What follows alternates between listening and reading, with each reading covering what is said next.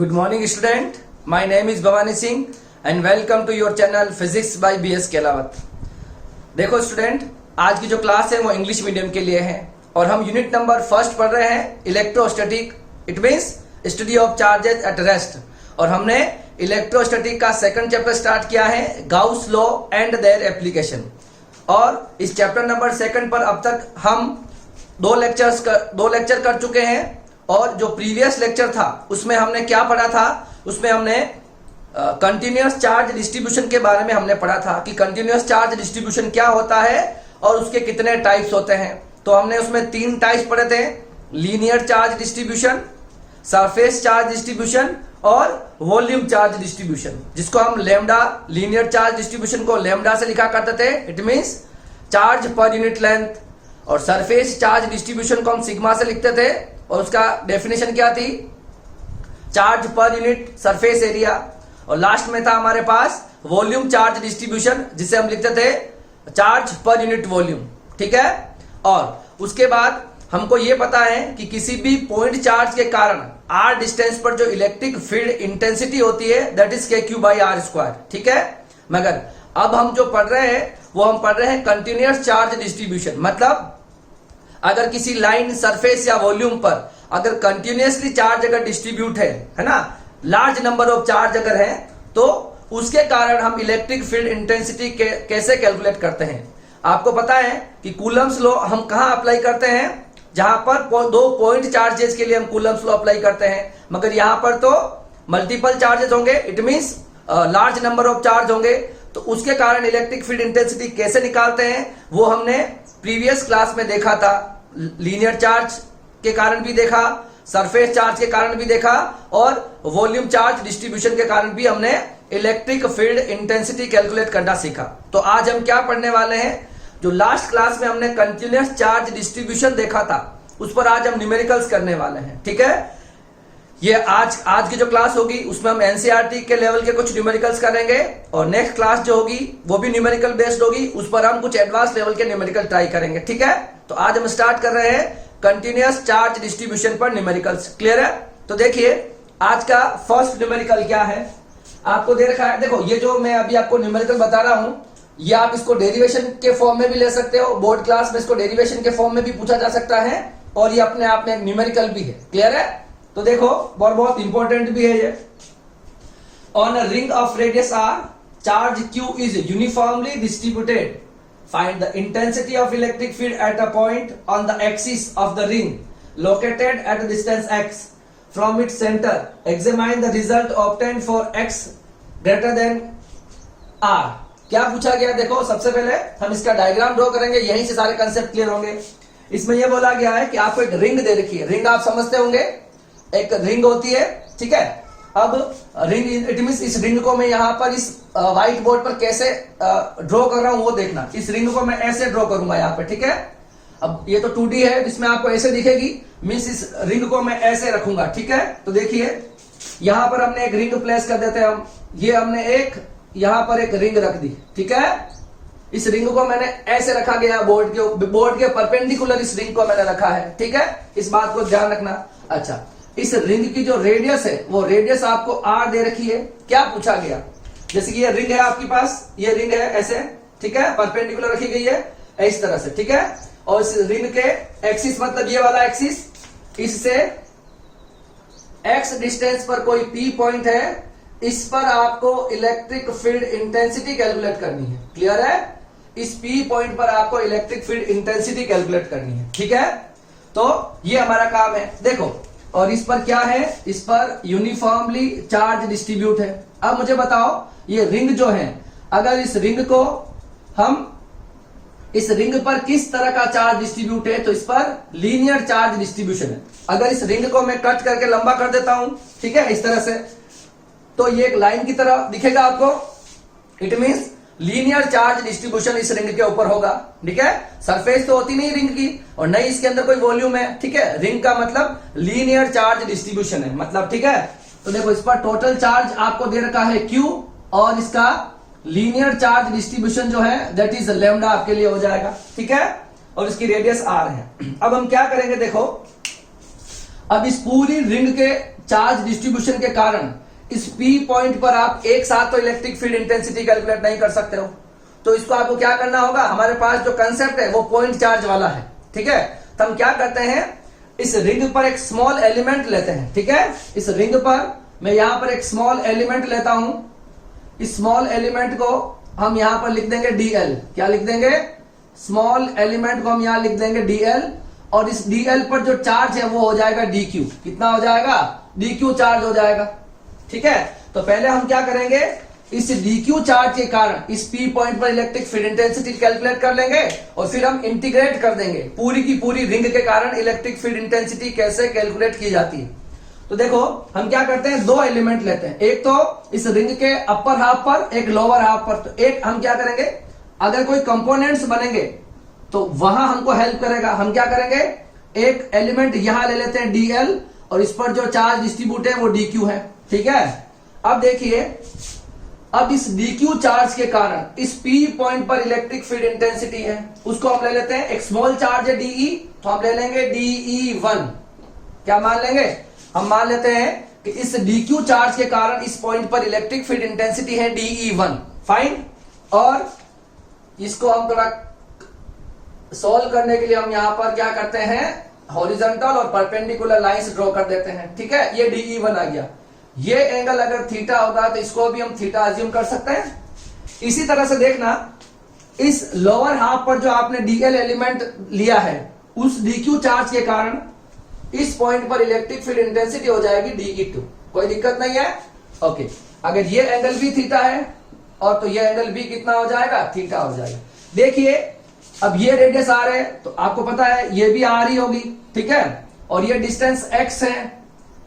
अब देखिए ये चार्ज, ये लेंथ dl और ये dl लेंथ सेम है, ये dq और ये dq लेंथ सेम है। इसका मतलब यहां पर जो dE1 और dE2 जो बनने वाले हैं वो भी सेम हो जाएंगे। तो यहां मैं लिख रहा हूं dE1 जो होगा वो किसके बराबर हो जाएगा, dE2 के बराबर, क्योंकि ये लेंथ तो बराबर है ना। चला, ये लेंथ r जो है, इस लेंथ को अगर मैं r लूं तो पाइथागोरस थ्योरम से देखो अंडर रूट क्या हो जाएगा, r स्क्वायर x स्क्वायर, और ये भी कितना हो जाएगा, r स्क्वायर और x स्क्वायर, ठीक है। ये हमारे काम आ जाएगा। अब देखिए यहां तक, उसके बाद हम कंपोनेंट्स में इसको डिवाइड करेंगे। उससे पहले यहां तक हमने जो डायग्राम बनाए हैं उसको आपको थियोरेटिकली यहां लिखना है। तो कैसे लिखोगे, देखो इसका सॉल्यूशन कैसे, देखो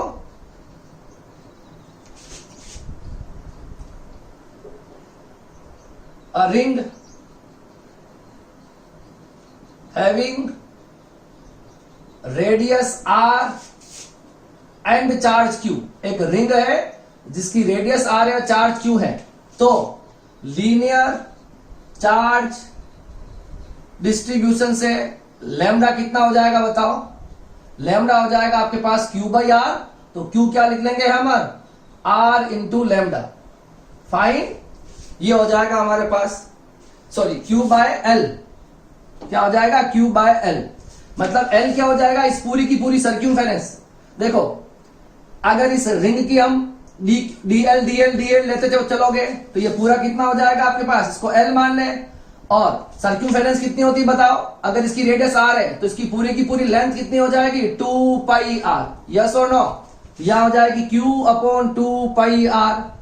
तो यहां से देखो q क्या सेपरेट हो जाएगा हमारे पास, q हो जाएगा लैम्डा इंटू 2 पाई r। क्या हो जाएगा, लैम्डा इंटू 2 पाई r। ये आपके पास इस रिंग पर जो है वो टोटल चार्ज आ चुका है। अब आप देखो, let a small element, let a small element dl at point a and b। हमने क्या करा है, dl एलिमेंट लिए हैं, एक ले लो पॉइंट a और एक पॉइंट b पर आपने दो एलिमेंट लिए हैं, है ना। चार्ज ऑन इट इज, उन दोनों पर चार्ज कितना है, dq चार्ज है। देन लीनियर चार्ज डेंसिटी से, लीनियर चार्ज डेंसिटी क्या हो जाएगी बताओ। तो लीनियर चार्ज डेंसिटी मतलब हमारे पास हो जाएगा लैम्डा, जो हो जाएगा that is dq upon dl। तो यहां से आप dq निकाल लोगे, लैम्डा इंटू dl, ये dq आया, ठीक है। आप समझ गए होंगे, dq मतलब इस चार्ज की वैल्यू dq की वैल्यू कितनी हो जाएगी, लैम्डा इंटू dl। लैम्डा क्या होता है, तो लीनियर चार्ज डेंसिटी है, मतलब चार्ज पर यूनिट लेंथ है, ठीक है। और dl उस स्मॉल एलिमेंट की लेंथ हो जाएगी। अब देखो आपको पता है कि dE1 और dE2 बराबर है। अगर मैं आपको जस्ट सिंपली पूछता हूं कि dE1 और dE2 सेम है, इसको हम dE ले लेते हैं। We know dE1 equal to dE2, इसको हम dE ले सकते हैं। तो देखो dE की वैल्यू कितनी हो जाएगी, dE की वैल्यू क्या हो जाएगी, आपको पता है। अगर आपके पास कोई पॉइंट चार्ज, यहां पर अगर आपके पास कोई dq चार्ज है, ठीक है, dq चार्ज है, और r डिस्टेंस पर इलेक्ट्रिक फील्ड इंटेंसिटी कितनी होती है, kq/r² होती है कि नहीं होती है। तो इस dq चार्ज के कारण r डिस्टेंस पर कोई p पॉइंट है, उस पर इलेक्ट्रिक फील्ड इंटेंसिटी हो जाएगी k, चार्ज है dq और डिस्टेंस हो जाएगी स्मॉल r ले रखा, तो स्मॉल r², ठीक है। तो ये हो जाएगा आपके पास, ये हो जाएगी dE की वैल्यू, ठीक है। ये हो जाएगी हमारे पास dE की वैल्यू, इक्वेशन नंबर 3। अब देखिए, अब हमको निकालना है, इसका इंटीग्रेट कर देंगे ना। अगर आपने dE की वैल्यू निकाल ली है, ठीक है, अब हम क्या करते हैं, इंटीग्रेशन से पहले हम क्या करते हैं, अब देखो dE1 की डायरेक्शन ये है और dE2 की डायरेक्शन ये है। तो या तो हमको dE1 और dE2 निकाल के इसको ऐड करना है। तो इससे पहले हम क्या करेंगे, इसको कंपोनेंट्स में डिवाइड कर देंगे। कंपोनेंट्स आपको हेल्प करेगा। तो देखो यहां अगर dE2 है, थीटा है, तो ये हो जाएगा dE2 cos थीटा, और ये हो जाएगा dE2 sin theta. Fine, theta के अलॉन्ग cos और उसके परपेंडिकुलर sin। इसी तरह से अगर ये dE1 है, dE1 और ये थीटा है, तो ये हो जाएगा dE1 cos थीटा, और ये हो जाएगा dE1 sin थीटा। अब आपको दिख रहा होगा कि dE2 और dE1 सेम है और ये sin थीटा है। तो dE2 sin थीटा और dE1 sin थीटा जो है वो क्या है, इक्वल एंड अपोजिट है। तो ये तो इलेक्ट्रिक फील्ड के कंपोनेंट आपस में कैंसिल कर जाएंगे, कैंसिल हो जाएंगे ना। देखिए इस स्मॉल dl पर जितने भी आप dl लोगे, यहां पर अगर मैं dl लूं तो वही डिस्टेंस तो वही हो जाएगी। देखो ये 2D डायग्राम में इसको ऐसे रखा गया, सोच के देखना, ठीक है। यहां पर dl लूंगा, उसके कारण भी कोस वाला कंपोनेंट इधर, साइन वाला ऊपर। यहां लूंगा कोस वाला कंपोनेंट हॉरिजॉन्टल और साइन वाला वर्टिकल। तो लोअर हाफ में क्या होगा, कोस वाला सामने और साइन वाला परपेंडिकुलर डाउनवर्ड। तो कुल मिला के जितने भी कंपोनेंट अपर हाफ के साइन थीटा वाले बनेंगे वो वर्टिकल बनेंगे, और लोअर हाफ के जो साइन वाले कंपोनेंट है वो डाउनवर्ड डायरेक्शन में बनेंगे। तो जितने भी कंपोनेंट्स बनेंगे साइन वाले, वो सारे आपस में क्या हो जाएंगे, कैंसिल हो जाएंगे। अपर हाफ के कंपोनेंट ऊपर और लोअर हाफ के डाउन में। मगर जो कोस वाले कंपोनेंट है वो अपर हाफ के कारण भी हॉरिजॉन्टल में और लोअर हाफ के कारण भी हॉरिजॉन्टल में। तो कुल मिला के जितने भी साइन वाले कंपोनेंट्स है वो तो कैंसिल हो जाएंगे और कोस वाले कंपोनेंट ऐड हो जाएंगे। तो कुल मिला के इस P पॉइंट पर जो इलेक्ट्रिक फील्ड इंटेंसिटी आएगी ना, वो इस कोस कंपोनेंट से कारण ही आएगी। तो हम इसको लिख लेते हैं,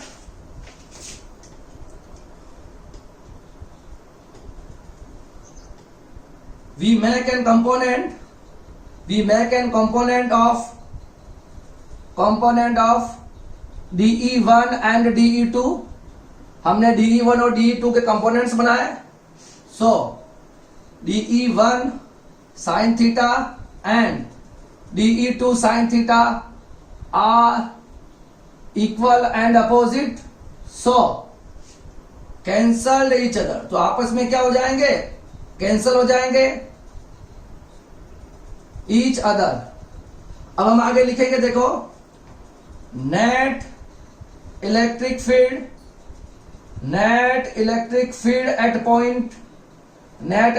eight point P is due to cos components,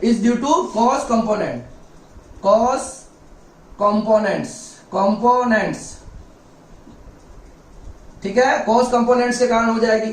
तो हमारे पास देखो cos कंपोनेंट के कारण होगी, तो हमारे पास यहां पर जो dE आएगा वो क्या आएगा बताओ, नेट इलेक्ट्रिक फील्ड इस E पॉइंट पर जो आएगा, ठीक है, वो क्या आएगा, cos कंपोनेंट्स के कारण, मतलब dE cos थीटा, ठीक है ना, नेट इलेक्ट्रिक फील्ड जो आएगा। अब देखिए यहां पर क्या हो जाएगा, आपके पास dE की वैल्यू चाहिए आपको, dE और इंटीग्रेट कर देंगे, dE cos थीटा पूरे के पूरे रिंग के कारण ये हो जाएगा लेंथ L, ठीक है।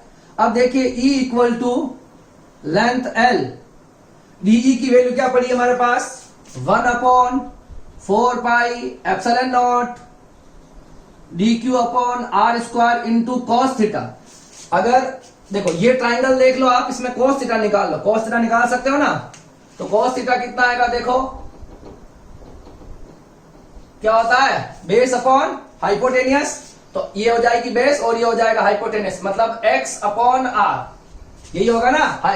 तो cos थीटा की वैल्यू हो जाएगी हमारे पास x अपॉन आर, क्या हो जाएगा x अपॉन आर। अब e देखो, ये length l 1 upon 4 pi epsilon not, dq की वैल्यू हमारे पास क्या है देखो, लैम्डा इंटू dl, क्या है lambda into dl, r square और आर क्यूब इंटू एक्स, ठीक है।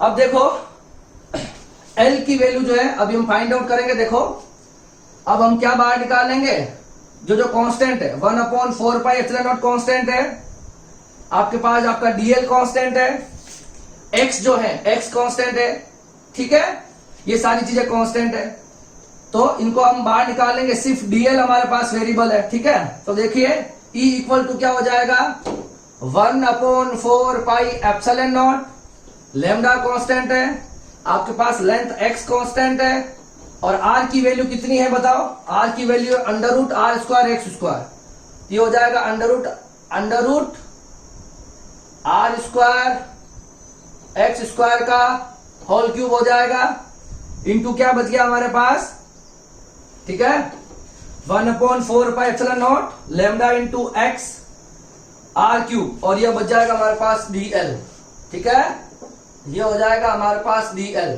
ठीक है, यहां तक समझ में आ गया होगा। अब देखो आर स्क्वायर एक्स स्क्वायर का अंडर रूट है, इसका मतलब पावर 1 अपॉन 2 होती है ना, तो E equal to 1 upon 4 pi epsilon naught lambda x into r square x square का अंडर रूट है, तो ये हो जाएगा आर स्क्वायर एक्स स्क्वायर की पावर 1 अपॉन 2 और ऊपर 3 है, तो कितना हो जाएगा 3 अपॉन 2।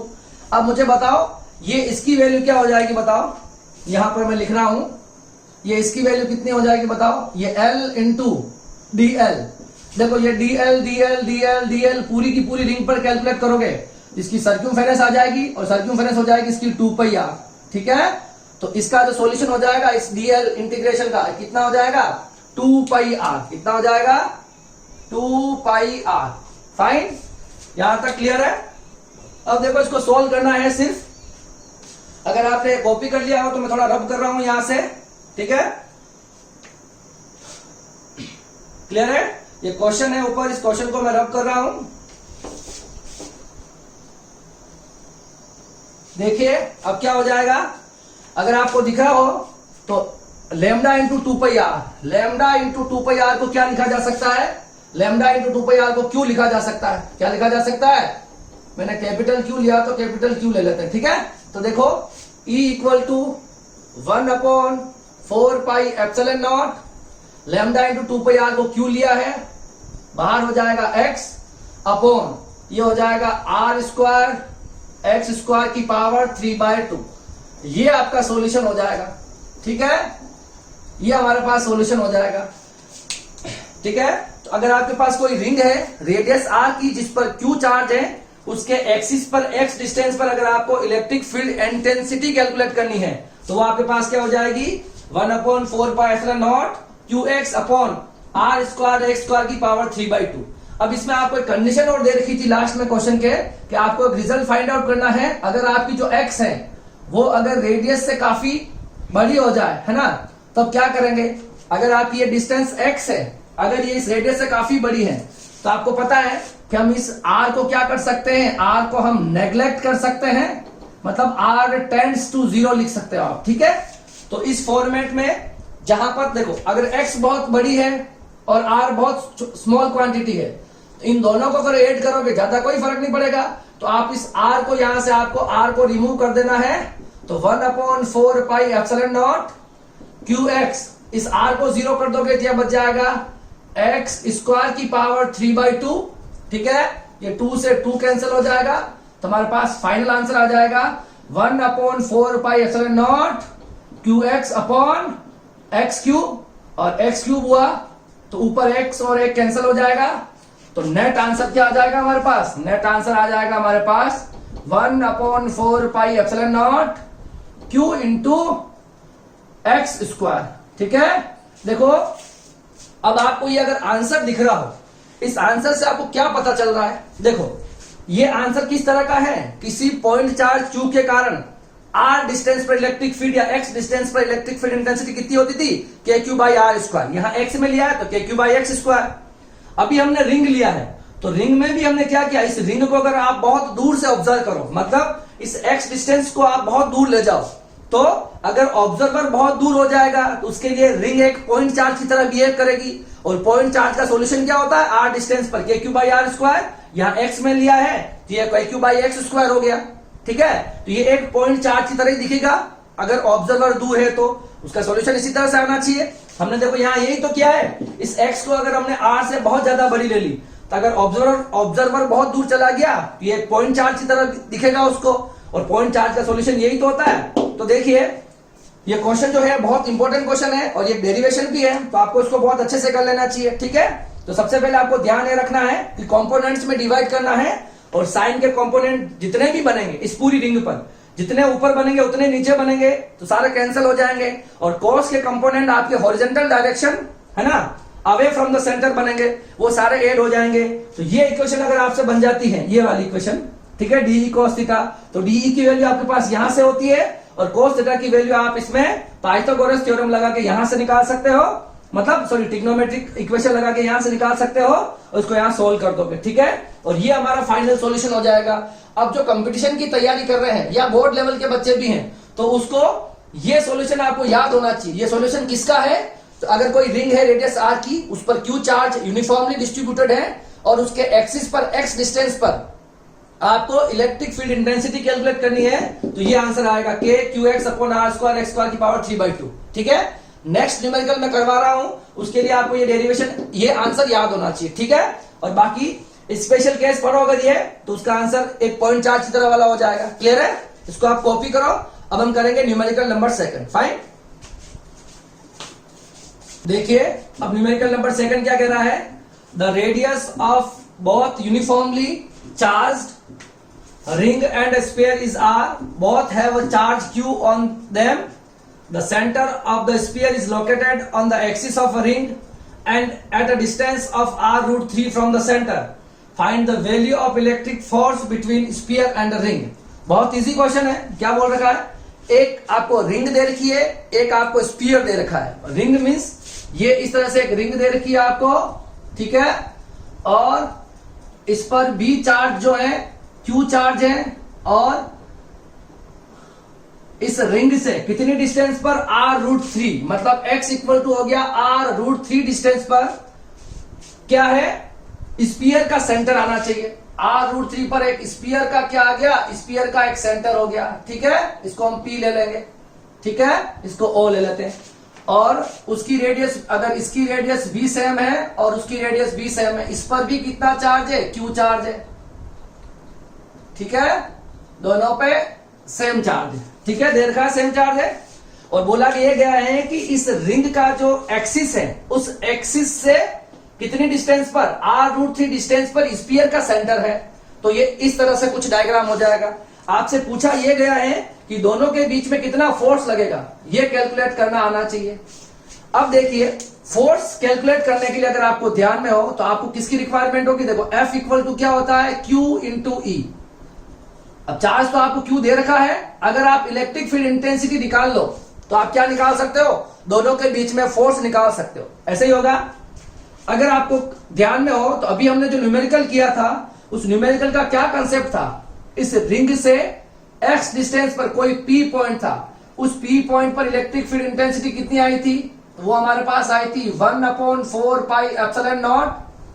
क्या आई थी, 1/4πε0 QX इंटू r²x² की पावर 3/2। यही होती ना, किसी रिंग के कारण x डिस्टेंस पर कोई पॉइंट है, उस पर इलेक्ट्रिक फील्ड इंटेंसिटी इतनी होती है एक्सिस पर। ठीक है, तो पहले हम क्या करेंगे, इस रिंग के कारण इस पॉइंट पर इलेक्ट्रिक फील्ड इंटेंसिटी कैलकुलेट कर लेंगे, और फिर ये फॉर्मूला लगा देंगे, आपको इन दोनों के बीच का फोर्स आ जाएगा।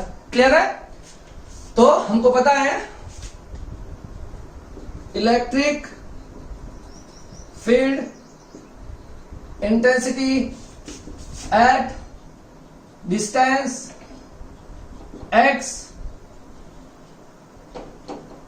On axis of ring, on axis of ring कितनी होती है? तो E की वैल्यू होती है that is 1/4πε0 QX upon r² x² की पावर 3/2। अब आपको x डिस्टेंस तो दे रखी है, x की कितनी वैल्यू दे रखी है आपको? x की वैल्यू हमको दे रखी है r√3। ये वैल्यू ऊपर पुटअप कर देंगे हम, कितना आ जाएगा? 1/4πε0 q इंटू r√3 अपॉन में r²। x की वैल्यू हो जाएगी r√3 का होल स्क्वायर और बाहर पावर हो जाएगी 3/2। ठीक है, 1/4πε0 q इंटू r√3 अपॉन ये हो जाएगा r²। देखो इस r का स्क्वायर तो r², √3 का स्क्वायर 3 और होल पावर है 3/2। ठीक है, यहां पर e देखो क्या आ जाएगा? 1/4πε0 QR√3 अपॉन ये है r², ये है 3r², कितना हो जाएगा? 4r² और पावर हमारे पास होगी 3/2। फाइन, इसको सोल्व करना है तो 1/4πε0 q इंटू r√3 अपॉन, अब देखो यहां आपको 4r² दे रखा है, क्या दे रखा? 4r² की पावर 3/2। 3/2 को मैं ऐसा लिख सकता हूं 1/2 इंटू 3, यस और नो? 3/2 को ऐसा लिख सकते हैं। अब आपको पता होगा कि पावर 2 कितना होता है? पावर 1/2 का मतलब होता है अंडर रूट। कितना होता है? पावर 1/2 का मतलब स्क्वायर रूट होता है ना। तो देखिए हम स्क्वायर रूट निकाल लेंगे पहले और फिर पावर निकालेंगे 3। यहां देखो पहले मैं 4 का स्क्वायर यहां पे दे दो, 4 का स्क्वायर हाफ पावर का मतलब अंडर रूट होता है, तो 4 का √2 और r² का √r और पावर कितनी हो जाएगी? बाद में कितनी पावर बच जाएगी? 3। यस और नो? 4r² का अंडर रूट निकाल लो और पावर 3 कर दो। ठीक है, इसको सोल्व कर दो। अब 1/4πε0 q इंटू r√3 अपॉन 2 का क्यूब हो जाएगा 8 और r का क्यूब हो जाएगा r³। अब क्या हो जाएगा? देखो इस 8 को 4 से मल्टीप्लाई करो, 32πε0। ये एक r से एक r कैंसिल हो जाएगा तो ऊपर बचेगा q√3 और नीचे बच जाएगा r²। फाइन, और यही इसका आंसर हो जाएगा। इलेक्ट्रिक फील्ड मतलब इस पॉइंट पर इलेक्ट्रिक फील्ड कितना आ गया? इस पॉइंट पर इलेक्ट्रिक फील्ड आ गया हमारे पास 1/32πε0 इंटू q√3 अपॉन r²। अब हमको पता है force on charge q in electric field E, in electric field E, electric field E के अंदर किसी Q चार्ज पर कितना फोर्स लगता है? इस पॉइंट पर फोर्स आ जाएगा तो F कितना आ जाएगा? Q इंटू E हो जाएगा और E की वैल्यू आप निकाल चुके हो, that is 1/32πε0 q√3 upon r²। ठीक है, तो ये हो जाएगा आपके पास लास्ट आंसर। आपको पूछा गया फोर्स बिटवीन, ये पूछा गया electric force between sphere and ring, that is ये हो जाएगा हमारे पास इसका आंसर। ठीक है, इजी क्वेश्चन था, मगर इस क्वेश्चन के लिए आपको जो मैंने इससे पहले वाला डेरिवेशन या न्यूमेरिकल जो कराया है अभी, उसके लिए आपको ये वाला एक्सप्रेशन अगर याद होगा कि किसी रिंग पर अगर Q चार्ज है तो उसके एक्सिस पर x डिस्टेंस पर इलेक्ट्रिक फील्ड इंटेंसिटी कितनी होती है?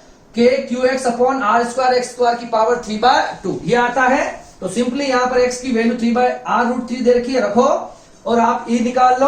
अगर आपको E पता है, अगर आपको इलेक्ट्रिक फील्ड पता है तो किसी भी पॉइंट पर फोर्स कैसे निकालोगे? F = QE। ठीक है, इसको कॉपी करो। अब हम करेंगे न्यूमेरिकल नंबर 3। देखिए क्वेश्चन नंबर 3 क्या कह रहा है? A rod having length L and charge Q is uniformly distributed on it, find the electric field intensity due to rod at distance A on its axis. क्या बोला गया है? आपको एक रोड दे रखी है इस तरह से, ठीक है, उस रोड की लेंथ आपको L दे रखी है।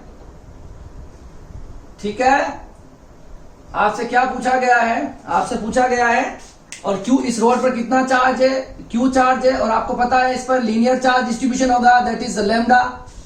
और आपसे पूछा यह गया है कि इस रोड से ए डिस्टेंस पर, कितने डिस्टेंस पर, इस रोड से ए डिस्टेंस पर कोई पी पॉइंट है, उस पर हमें इलेक्ट्रिक फील्ड इंटेंसिटी कैलकुलेट करनी है। ये क्वेश्चन है।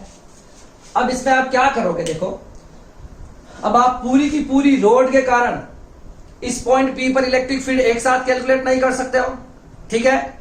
और अगर आप ये चाहते हो कि मैं इसका सेंटर कर दूं और इधर L/2 लिख लूं और इधर L/2 लिख लूं, जो हम सेंटर ऑफ मास में करते हैं, और फिर यहां से x डिस्टेंस ये ले लेता हूं और ये total distance x plus a हो जाएगी और direct electric field intensity calculate कर लूं, और हम ये मान लें इस सेंटर ऑफ मास पर टोटल चार्ज q आ जाएगा, है ना। जैसे सेंटर ऑफ मास क्या होता है, बॉडी के सेंटर पर लोकेट होता है, यूनिफॉर्मली अगर बॉडी है तो, है ना।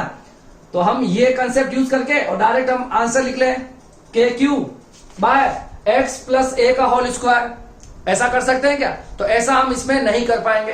तो क्या करें सर? तो इसमें आप क्या करोगे, आपके पास एक तरीका है स्मॉल एलिमेंट वाला। हम क्या करें कि पहले एक रोड पर स्मॉल एलिमेंट dl लेते हैं और उस dl पर चार्ज dq हो जाएगा, और उस dq चार्ज के कारण उस p पॉइंट पर इलेक्ट्रिक फील्ड इंटेंसिटी कैलकुलेट करेंगे, और फिर क्या करेंगे, जितनी भी लेंथ होगी उससे हम उसको इंटीग्रेट कर देंगे।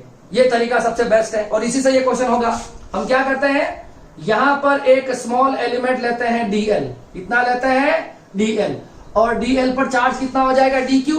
dq मतलब पॉइंट चार्ज की तरह बिहेव करेगा, ये dq क्या हो जाएगा, पॉइंट चार्ज की तरह हो जाएगा। सबसे पहले हम क्या करेंगे, देखो तो सॉल्यूशन इसमें क्या करेंगे अपन, देखो गिवन क्या दे रखा है, गिवन दे रखा रॉड ऑफ लेंथ L,